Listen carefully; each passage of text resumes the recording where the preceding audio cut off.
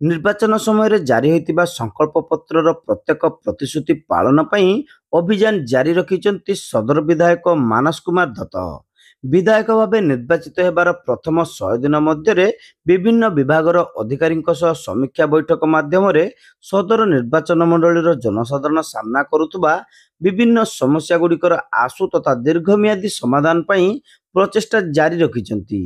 ତେବେ ବାଲେଶ୍ୱର ସହରବାସୀଙ୍କର ପ୍ରମୁଖ ସମସ୍ୟା ଭାବେ ଦୃଷ୍ଟିଗୋଚର ହେଉଥିବା ପାନୀୟ ଜଳ କଷ୍ଟ ଦୂର ପାଇଁ ଜନସ୍ୱାସ୍ଥ୍ୟ ବିଭାଗ ପକ୍ଷରୁ ଆୟୋଜିତ ଏକ ସମୀକ୍ଷା ବୈଠକରେ ବିଧାୟକ ଶ୍ରୀ ଦତ୍ତ ଯୋଗଦେଇ କେନ୍ଦ୍ର ସରକାରଙ୍କର ଅମୃତ ସହର ଯୋଜନାରେ ପାନୀୟ ଜଳ ପ୍ରକଳ୍ପର ସଫଳ କାର୍ଯ୍ୟକାରିତା ଉପରେ ଗୁରୁତ୍ୱାରୋପ କରିଥିଲେ। 2014 ମସିହାରୁ କେନ୍ଦ୍ର ସରକାରଙ୍କର ଅନୁଦାନରେ ଆରମ୍ଭ ହୋଇଥିବା ଅମୃତ ସହର ଯୋଜନାରେ ପାଇପ୍ ଯୋଗେ ବିଶୁଦ୍ଧ ପାନୀୟ ଜଳ ଯୋଗାଣ ପ୍ରକଳ୍ପ କାର୍ଯ୍ୟକାରିତାକୁ ନେଇ ସହରବାସୀଙ୍କ ମନରେ ସୃଷ୍ଟି ହୋଇଥିବା ପ୍ରଶ୍ନକୁ ଦୂର କରିବା ଦିଗରେ ପ୍ରୟାସ କରିବାକୁ ସେ ପରାମର୍ଶ ଦେଇଥିଲେ। ରାଜ୍ୟରେ ନୂତନ ସରକାର ଗଠନ ହୋଇଥିବାରୁ ଜନସାଧାରଣଙ୍କର ସମସ୍ୟା ନିବାରଣ ଦିଗରେ ସକାରାତ୍ମକ ମନୋଭାବ ନେଇ ଅଧିକାରୀମାନେ କାର୍ଯ୍ୟ ସମ୍ପାଦନ ପାଇଁ ତତ୍ପର ରହିବାକୁ ଶ୍ରୀ ଦତ୍ତ ନିର୍ଦ୍ଦେଶ ଦେଇଥିଲେ। ଭୂତଳ ଜଳସ୍ତର ଦିନକୁ ଦିନ କମ୍ ହେଉଥିବାରୁ ୱାଟର ଟ୍ରିଟମେଣ୍ଟ ପ୍ଲାଣ୍ଟ ସ୍ଥାପନ କରି ନଦୀ ଜଳକୁ ବ୍ୟବହାର କରିବା ଉପରେ ସେ ଗୁରୁତ୍ୱ ଦେଇଥିଲେ। ପୂର୍ବ ସରକାରଙ୍କର ଅମଳରେ ବନ୍ଦ ହୋଇଯାଇଥିବା ବୁଢ଼ାବଳଙ୍ଗ ନଦୀ ଜଳ ବିଶୋଧନ ଦ୍ୱାରା ପାନୀୟ ଜଳ ଯୋଗାଣ ପ୍ରକଳ୍ପକୁ ସମ୍ପୂର୍ଣ୍ଣ କରିବା ଦିଗରେ ପଦକ୍ଷେପ ନିଆଯିବ ବୋଲି କହିଥିଲେ। ଏଥିସହିତ ସହରବାସୀ ନିରନ୍ତର ପାନୀୟ ଜଳ ପାଇବା ଉପରେ କାର୍ଯ୍ୟାନୁଷ୍ଠାନ ଗ୍ରହଣ ପାଇଁ ନୂତନ ପାଇପ୍ ବିଛାଇବାକୁ ସେ ଅଧିକାରୀମାନଙ୍କୁ ନିର୍ଦ୍ଦେଶ ଦେଇଥିଲେ। ଅନ୍ୟପକ୍ଷରେ ଜନସାଧାରଣଙ୍କର ଅଭିଯୋଗ ଉପରେ ତ୍ୱରିତ ପଦକ୍ଷେପ ନେବା ପାଇଁ ଯତ୍ନବାନ ହେବାକୁ ପରାମର୍ଶ ମଧ୍ୟ ଦେଇଥିଲେ। ବାଲେଶ୍ୱର ସହରାଞ୍ଚଳର ପ୍ରତ୍ୟେକ ସେକ୍ସନରେ ଜନସ୍ୱାସ୍ଥ୍ୟ ବିଭାଗର କନିଷ୍ଠ ଯନ୍ତ୍ରୀମାନେ ନିୟମିତ କ୍ଷେତ୍ର ପରିଦର୍ଶନ ସହ ବିଶୁଦ୍ଧ ପାନୀୟ ଜଳ ଯୋଗାଣରେ ସୁବନ୍ଦୋବସ୍ତ ପାଇଁ ପଦକ୍ଷେପ ନେବେ। ପୂର୍ବ ସରକାରଙ୍କ ଅମଳରେ ଜନସ୍ୱାସ୍ଥ୍ୟ ବିଭାଗ ଅବହେଳିତ ଅବସ୍ଥାରେ ରହିଥିବାରୁ ଏହାର ପୁନରୁତ୍ଥାନ ପାଇଁ ରାଜ୍ୟ ଗୃହ ଓ ନଗର ଉନ୍ନୟନ ବିଭାଗ ସହ ଆଲୋଚନା କରାଯିବ। ଲୋକଙ୍କ ସମସ୍ୟା ସମାଧାନ ପାଇଁ ନିର୍ବାଚନ ସମୟରେ ଦିଆଯାଇଥିବା ପ୍ରତ୍ୟେକ ପ୍ରତିଶ୍ରୁତି ରକ୍ଷା ଦିଗରେ ସମସ୍ତ କାର୍ଯ୍ୟ କରାଯିବ ବୋଲି ବିଧାୟକ କହିଛନ୍ତି। PHD जो जनस्वास्थ्य विभाग जो विभाग बालेश्वर सहर को पानी जोगाऊँच से विभाग रे साधारण लोकंकर प्रचुर अभियोग जितेबाला आम निर्वाचन जीतिलु 2014 मसीह जो अमृत योजना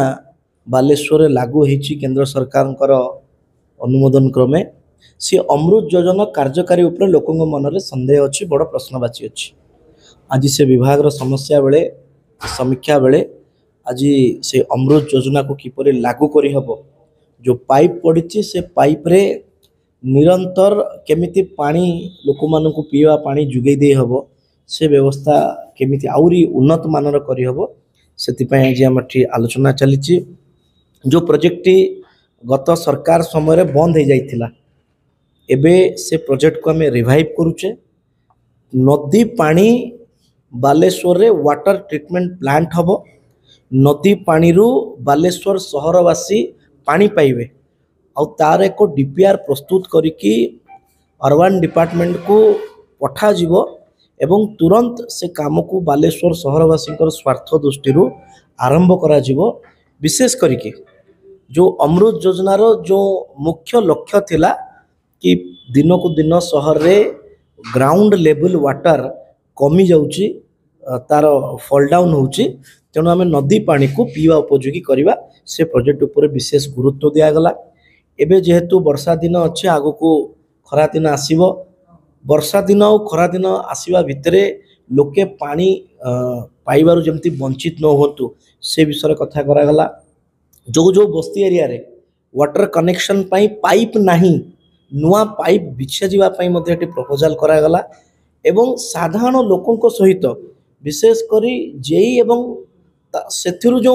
ऊर्ध कर्मचारी अछंती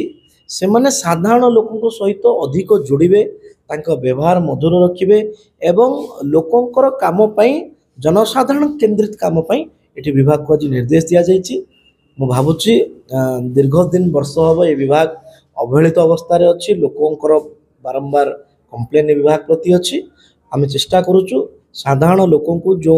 दायित्वर कथा आम कहीलु से दायित्व को पुनर्बार केमिति लोकों को सुविधा सुजोग जोगई हब से विषय आज आलोचना है। जनस्वास्थ्य विभाग निर्वाही जंत्री नवीन सिंह, एसडीओ विष्णुपद दास, कनिष्ठ जंत्री हीरालाल नायक और अनुपमा साहू प्रमुख ଏହି ସମୀକ୍ଷା ବୈଠକରେ ଉପସ୍ଥିତ ରହି ବିଧାୟକଙ୍କର ବିଭିନ୍ନ ପ୍ରଶ୍ନର ଉତ୍ତର ଦେବା ସହିତ ସହରାଞ୍ଚଳରେ ପାନୀୟ ଜଳ ଯୋଗାଣ ବ୍ୟବସ୍ଥାର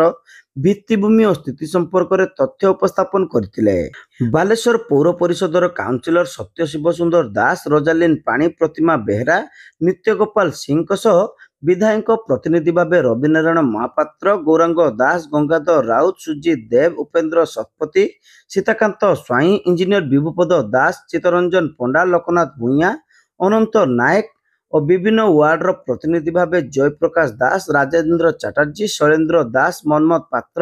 ଦିଲ୍ଲୀପ ମାଝୀ, ଯୋଗେନ ରଣା, ମନୋରଞ୍ଜନ ନନ୍ଦୀ, ଧୀରଜ ମହାନ୍ତି, ଅଶୋକ ନାୟକ, ନସୀମା ବିବି, ସୁସ୍ମିତା ଶୁକ୍ଲା, ପବନ ସିଂ, ପବନ କମିଳା, ଉମେଶ ବେହେରା ପ୍ରମୁଖ ଉପସ୍ଥିତ ରହି ପାନୀୟ ଜଳ ଯୋଗାଣକୁ ନେଇ ଦେଖାଦେଉଥିବା ସମସ୍ୟା ଓ ତାହାର ନିରାକରଣ ସମ୍ପର୍କରେ ଆଲୋଚନା କରିଥିଲେ।